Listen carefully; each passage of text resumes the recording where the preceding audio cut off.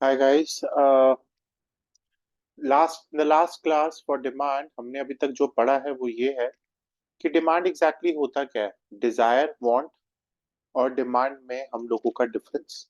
उसके बाद हम लोगों ने अभी तक जो पढ़ा है वो है what you understand bye change in quantity demand and change in demand. What you understand by individual demand, what you understand bye market demand. और हमने सबसे पहले पढ़ा है डिटर्मिनेंट्स ऑफ इंडिविजुअल डिमांड के बारे में। What are the determinants of individual demand? पहला पढ़ा था प्राइस ऑफ गुड्स। उसके बाद पढ़ा था price of related goods. Price of related goods क्या होते हैं? दो तरह के goods, one is substitute goods and one is complementary goods. इसके बाद मेरे पास आता है income of the consumer. Income of the consumer. Income of the consumer के बाद हमने पढ़ा टेस्ट एंड प्रेफरेंस। लोगों का क्या है टेस्ट, क्या है प्रेफरेंस, क्या पसंद करते हैं, क्या नहीं पसंद करते। उसके बाद लास्ट आता है मेरा क्या, determinants of price in future, कि फ्यूचर में प्राइस क्या बोलता है। ये सारी चीजें दोस्तों मेरे पास आती हैं आपके डिटर्मिनेंट्स ऑफ इंडिविजुअल डिमांड को लेकर। नाउ इंडिविजुअल डिमांड के बाद आती है एक मार्केट डिमांड। मार्केट डिमांड में ये पांचों डिमांड होती है, समझ में आई? ये पांचों डिमांड मार्केट डिमांड में रहती ही हैं, पर इसके अलावा तीन और होती हैं। मार्केट डिमांड में सबसे पहले मेरे पास वही जो पुरानी वाली पांचों, और इसके अलावा मेरे पास बाकी की तीन, यानी size and composition of population. Market demand आपके साइज ऑफ पॉपुलेशन के साथ हमेशा इफेक्ट करती है। Increase in population increases the market demand, decrease in population reduces the market demand. आपके पास जितनी कॉम्पोजिशन बढ़ेगी उतनी ही डिमांड भी बढ़ा जाएगा। लाइक फॉर एग्जाम्पल, अगर आपके पास साइज एंड कॉम्पोजिशन में अगर डेमोग्राफिक देखी जाए, तो अगर आपके पास ज्यादा औरतें हैं तो हमारे पास ज्वेलरी की ज्यादा सेल होगी, और हमारे पास अगर ज्यादा मेन है तो हमारे पास गैजेट्स की ज्यादा सेल होगी, क्योंकि गैजेट्स के ज्यादातर शौकीन लड़के होते हैं। ऐसा नहीं है कि लड़कियां नहीं होती, बट ज्यादातर लड़के होते हैं। ठीक है। सो सीजन एंड वेदर की बात कर लेते हैं। द सीजन एंड वेदर और भी आपके अफेक्ट करते हैं मार्केट डिमांड को। खासकर विंटर्स में आपके पास जब डिमांड होती है वुलन क्लोथ्स की, समर में आपके पास डिमांड्स होती है लोअर्स और शॉर्ट्स की। ये सारी चीजें आपके पास सीजन एंड वेदर के हिसाब से आपकी बदलती रहती है। रेनी सीजन हुआ तो अम्ब्रेलास। नेक्स्ट आपके पास लास्ट आता है distribution of income. If the income is equitably distributed, then the market demand will be more. However, if the income distribution is uneven, like for example, जब लोग हद से ज्यादा रिच और हद से ज्यादा पुअर होंगे, तो आपकी मार्केट डिमांड हमेशा लोअर लेवल पे रहेगी। डिस्ट्रीब्यूशन इनकम पे अगर आपकी इनकम इक्विटेबली डिस्ट्रीब्यूटेड हो, मार्केट डिमांड ज्यादा होगी। अगर आपकी इनकम अनइवनली डिस्ट्रीब्यूटेड है तो आपकी मार्केट डिमांड में प्रॉब्लम आएगी। More rich more poor, there will be a big problem. ये आपके डिटर्मिनेंट्स ऑफ मार्केट डिमांड हो गए। आपके डिटर्मिनेंट्स ऑफ मार्केट डिमांड में इंडिविजुअल डिमांड के पांचों भी आते हैं। मैं फिर से रिपीट कर रहा हूं, क्या? Price of goods, price of related goods, income of the consumer, चौथा test and preference, price in the future, और नेक्स्ट आपके पास जो तीन आ गए मार्केट डिमांड में वो है साइज ऑफ पॉपुलेशन। ठीक है, sorry.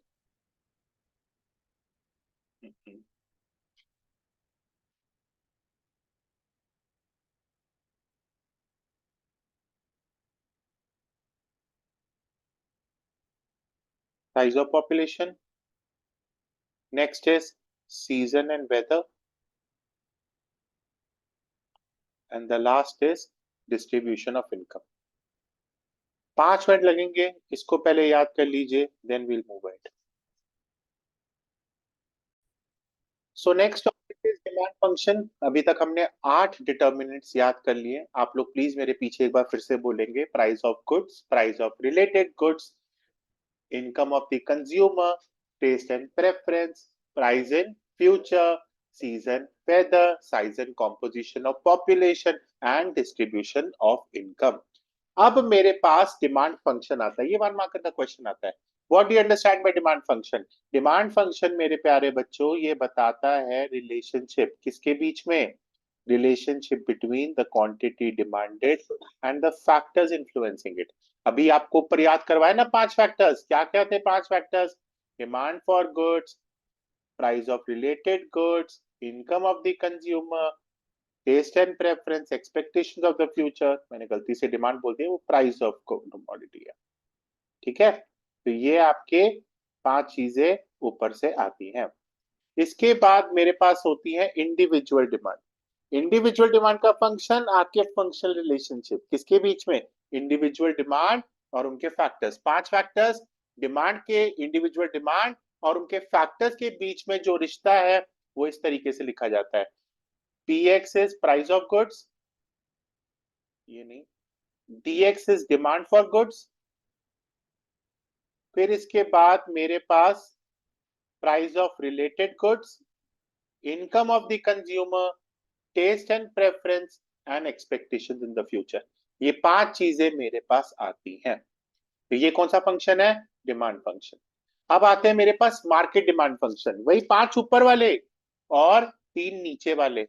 Price of population, season and weather and distribution of income. So ये आपके रिलेशनशिप है मार्केट डिमांड और factors affecting the market demand. तो जो भी मेरे पास इंडिविजुअल डिमांड और उनके फैक्टर्स का रिश्ता होगा उसको हम इंडिविजुअल डिमांड फंक्शन बोलेंगे, और मार्केट डिमांड और उसके फंक्शन का रिलेशन होगा उसको हम मार्केट डिमांड फंक्शन बोलेंगे। क्या ये बात समझ में आई मेरे प्यारे बच्चों? Next is demand schedule. Demand schedule क्या है? एक टैबुलर स्टेटमेंट है जो आपके कमोडिटीज के बारे में बताता है at various levels of price during given period of time. आपके पास कितने एक कमोडिटी में, एक स्टेटमेंट में कितनी क्वांटिटी है, डिमांड करते हो आप एक पर्टिकुलर प्राइस पे, एक पर्टिकुलर टाइम पे, ये मेरे पास क्या है मेरे प्यारे बच्चों, मेरा डिमांड शेड्यूल। ये आपके रिलेशनशिप के बारे में बताता है और आपकी क्वांटिटी डिमांड के बारे में। समझ में आई? Very good. नेक्स्ट, मेरे पास 2 तरह के शेड्यूल होते हैं, एक होता है इंडिविजुअल डिमांड शेड्यूल, दूसरा क्या है, मार्केट डिमांड शेड्यूल।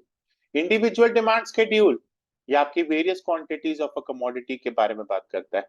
प्राइस है 5 4 3 2 1, quantity demanded is 1 2 3 4 5। There is an inverse relationship between individual demand and its price. There is an inverse relationship between individual demand and price. ये बताता है कि आप एक पर्टिकुलर प्राइस पे कितनी क्वांटिटी डिमांड करते हो, ये मेरी इंडिविजुअल डिमांड शेड्यूल के बारे में बात करता है। क्या बोलता है, सही समझ में आया? ये प्लीज बना लीजिए शेड्यूल।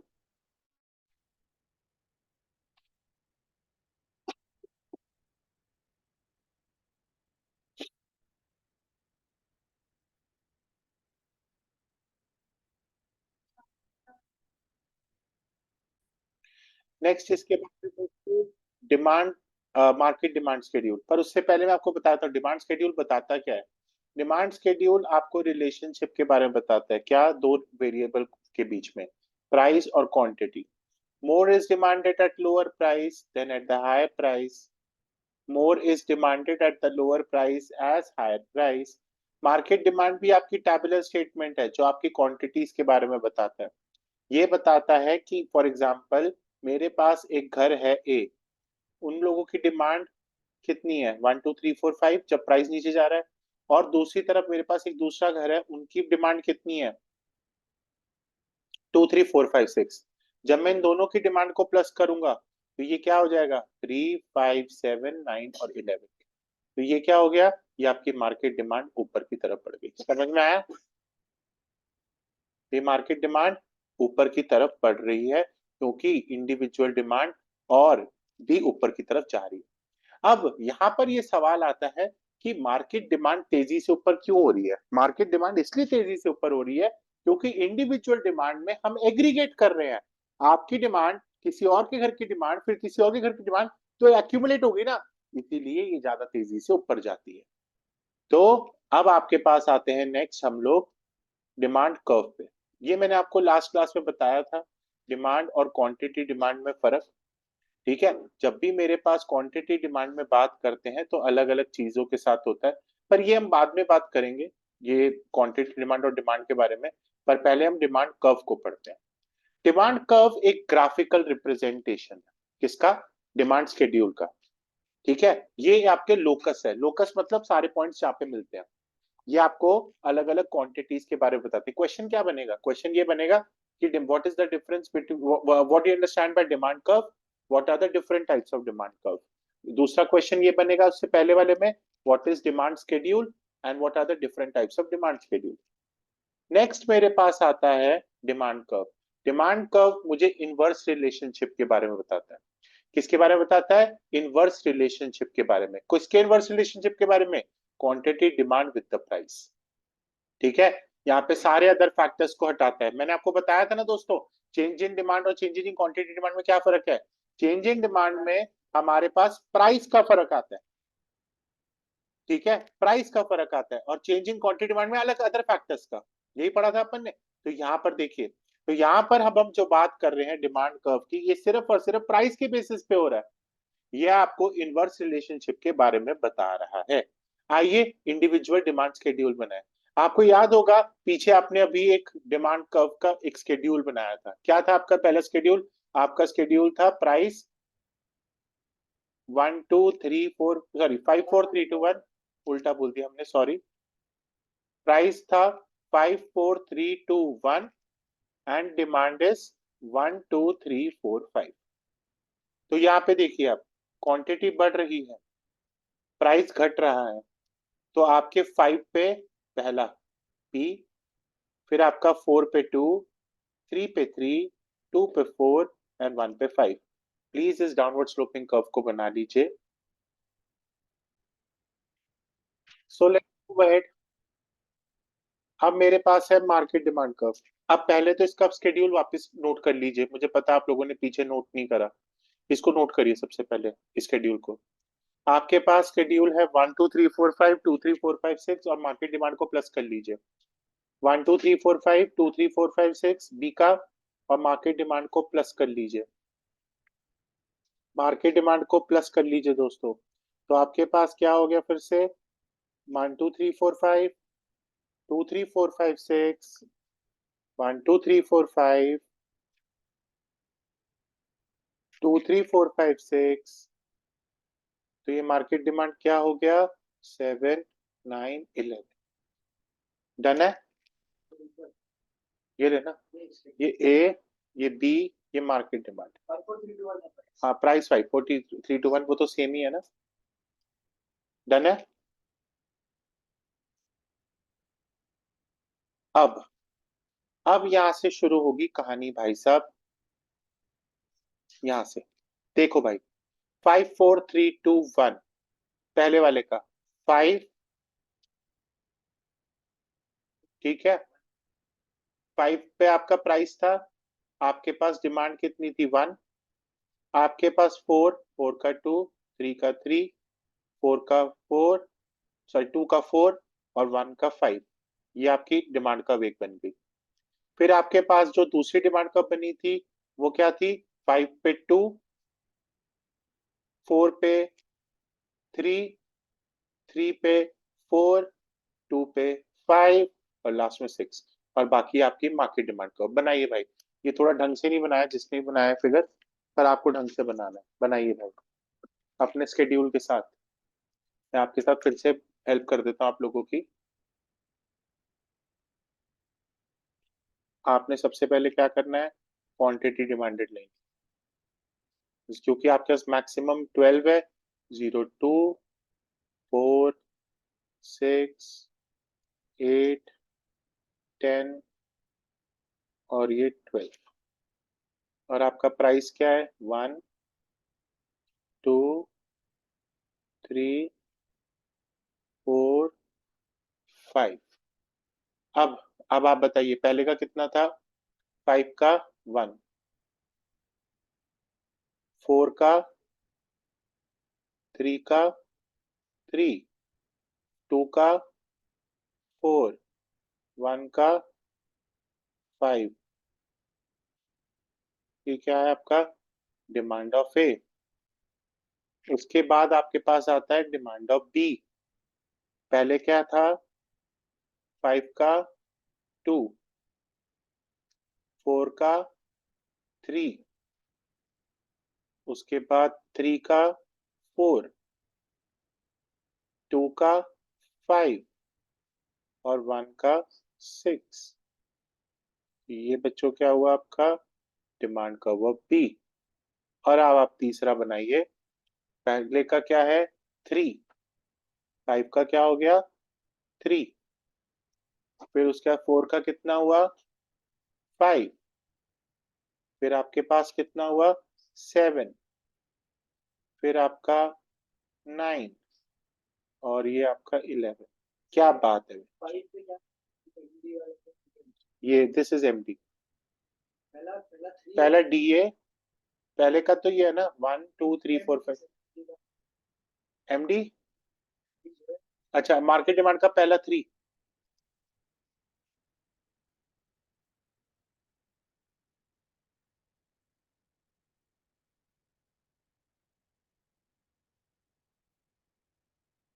तो मार्केट डिमांड का फॉर्मूला क्या हुआ? Demand of A plus demand of B, demand of C D, जितने भी होंगे।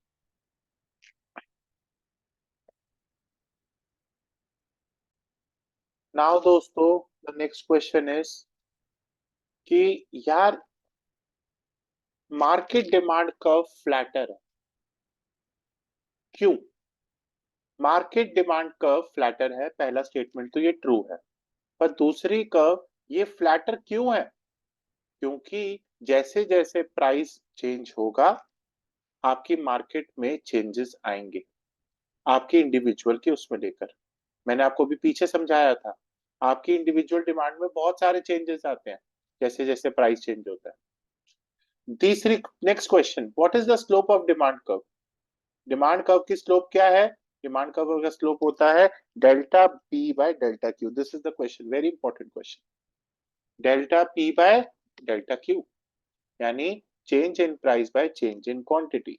सो डिमांड कर्व आपके पास कौन सी होती है भाई जी? नेगेटिव स्लोप होती है। कौन सी होती है? नेगेटिव स्लोप होती है। ये एक 1 मार्कर के क्वेश्चंस में आते हैं। नेगेटिव स्लोप मतलब डाउनवर्ड स्लोपिंग, नेगेटिव का मतलब डाउनवर्ड स्लोपिंग, ठीक है ना? तो डिमांड कर्व क्या होती है? नेगेटिव स्लोप यानी डाउनवर्ड स्लोपिंग। आगे बढ़ो, नेक्स्ट क्वेश्चन। अब आता है मेरा नेक्स्ट टॉपिक और सबसे genuine topic, delta P by delta Q. ठीक है। Now the next question is what you understand by law of demand. अरे भाई ये है जबरदस्त क्वेश्चन, ये पक्का आएगा। और इसके अंदर ना बहुत सारी चीजों के अंदर क्वेश्चन भी बनते हैं। It is observe that decrease in price leads to increase in demand. भाई सिंपल सी बात है भाई, रिवर इनवर्स रिलेशनशिप होता है प्राइस और डिमांड। प्राइस कम, डिमांड बढ़ेगा। आप लगा लो 5 रजिस्टर के साथ एक रजिस्टर फ्री, भाई डिमांड बढ़ जाएगी। नहीं तो लोग एक एक रजिस्टर ही खरीदते रहेंगे। अगर मैं आपको कोई भी डिस्काउंट नहीं दूंगा तो तुम 5 रजिस्टर खरीदोगे? मैंने एक अपनी, हमारी शॉप है मयूर विहार में, तो मैंने वहां पे एक स्कीम लगा दी, 5 रजिस्टर लो आपको एक चीनी का पैकेट फ्री। तो एक आंटी 5 चीनी के पैकेट ले गई, ऐसे 25 रजिस्टर, कहती इतने तो यूज हो ही जाएंगे।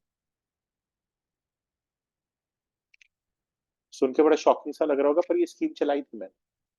ठीक है, ऐसी बहुत सारी स्कीम चलाते हैं। सो लॉ ऑफ डिमांड यही बताता है कि there is a inverse relationship between price and quantity demanded, keeping other factors constant. अब भाई जी ये क्वेश्चन आएगा, ये क्या बीमारी है? ये लैटिन वर्ड देख रहा है, सेट्रस पेरिबस। ये क्वेश्चन तेरे स्कूल में पूछा जाता है कि भाई जी ये सेट्रस पेरिबस क्या होता है? सेट्रस पेरिबस का मतलब क्या होता है? Keeping other factors constant. क्या मतलब है इसका? Keeping other factors constant. Law of demand क्या बताता है? लॉ ऑफ डिमांड एक रिश्ता बताता है। ये रिश्ता क्या कहलाता है? कि प्राइस और क्वांटिटी डिमांडेड के बीच में क्या होता है। ये बताता है कि प्राइस कम हुआ तो डिमांड बढ़ी, और प्राइस बढ़ गया तो डिमांड घट गई। समझ में आया? तो ये रिश्ता क्या कहलाता है? ये रिश्ता ये सब बताता है। नेक्स्ट, जब भी हम अपने पास लॉ ऑफ डिमांड को पढ़ते हैं, हमारे पास कुछ अजम्पशंस हैं जिसका ध्यान रखा जाता है। पहला assumption, price of substitute goods do not change, price of complementary goods remains constant, income remains the same. अभी मैंने आपको सारे फैक्टर्स बताए थे ना, याद है इंडिविजुअल डिमांड के factors? Price of goods, price of related goods, income of the consumer. भाई यहाँ पर बस वो सारे फैक्टर्स जो पांचों इंडिविजुअल के बताए थे ना, price of substitute goods, price of complementary goods, income of the consumer, no expectations, taste and preference. तो यहाँ पर वो सारे assumptions को, सारे फैक्टर्स को कांस्टेंट लेकर चल रहा है। क्या कर रहा है भाई जी? कांस्टेंट लेकर चल रहा है। अब ये रहा आपका लॉ ऑफ डिमांड का डायग्राम। तो जब लॉ ऑफ डिमांड पढ़ाएंगे ना, क्वेश्चन आएगा कि लॉ ऑफ डिमांड बताइए, भाई जी ये डायग्राम जरूर बनाएंगे। प्लीज एक बार फिर से इस डायग्राम की प्रैक्टिस कर लीजिए, 2 मिनट लगेंगे। Next we move to why other factors are kept constant. Other factors are kept constant, ठीक है? बहुत सारे चीजें होती है इसमें। If you want to understand the separate influence of the factors, हमें सारे फैक्टर्स का ध्यान रखना होता है। सबसे पहला है मेरा इनवर्स रिलेशनशिप, आपके inverse relationship between the price and quantity demand. ठीक है, तो ये मेरे जो लॉ ऑफ डिमांड है ये क्या बताता है? मेरे इनवर्स रिलेशनशिप के बारे में। इसके बाद लॉ ऑफ डिमांड मेरा क्वालिटेटिव है, क्वांटिटेटिव नहीं। क्वालिटेटिव स्टेटमेंट ही बताता है, ये नहीं बताता। इलास्टिसिटी बताता है कि मैं कितना नीचे गिरा, कितने प्राइस की वजह से कितना डिमांड गिरा, पर ये नेवर, ये कुछ नहीं बताता ऐसा। ये आपके डायरेक्शन ऑफ चेंज को बताता है। आपके कोई प्रोपोर्शनल रिलेशनशिप के बारे में नहीं बताता। प्रोपोर्शन का मतलब है इतने डिमांड बढ़ने से इतना प्राइस घटा, ऐसा कुछ भी नहीं बताता है हमारा law of demand. Law of demand बस ये बताता है प्राइस घटा डिमांड बढ़ने की वजह से। ठीक है, सॉरी, प्राइस घटा तो डिमांड बढ़ी उसकी वजह से, मैंने उल्टा बोल दिया। नेक्स्ट, लॉ ऑफ डिमांड हमेशा वन साइडेड है। वन साइडेड बोले तो ये सिर्फ और सिर्फ प्राइस के बारे में बात करता है, डिमांड के बारे में नहीं। डिमांड नहीं बदलेगी, प्राइस बदलेगा। प्राइस बदलेगा उसकी वजह से डिमांड बढ़ेगी, बस ये एक ही चीज बोलता है। और ये कहता है कि डिमांड का कोई लेना देना नहीं है, सिर्फ प्राइस से ही सब कुछ हो रहा है। तो ये लॉ ऑफ डिमांड कहीं ना कहीं यहाँ पर थोड़ा गड़बड़ है। तो लॉ ऑफ डिमांड के बारे में 4 पॉइंट्स क्या? इनवर्स रिलेशनशिप, दूसरा क्वालिटेटिव नॉट करेक्ट क्वांटिटेटिव, ये नो प्रोपोर्शनल रिलेशनशिप के बारे में बात करता है, और वन साइडेड है। ठीक है, आज के लिए इतना ही दोस्तों, फिर बाकी का नेक्स्ट क्लास में।